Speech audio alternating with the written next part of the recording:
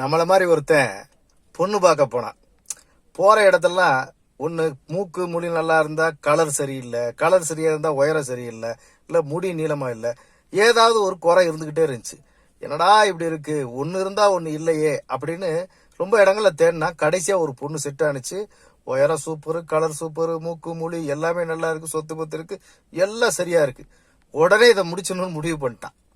அவங்க வீட்லயும் போய் சொல்லி இதை முடிச்சிடலான்னு சொல்லி அவங்க விருப்பத்தை சொன்னாங்க. அந்த பொண்ணுக்கும் பிடிச்சிருந்துச்சு. அவ சொன்னா, எனக்கு எல்லாமே பிடிச்சிருக்கு, ஒன்னே ஒண்ணுதான் மாப்பிள்ளிட்ட குறைன்னா. என்ன சொல்லு, பதட்டமாயிட்டான், திருத்திக்கிறேன்னா. அந்த ஒண்ணும் புத்தி தான்.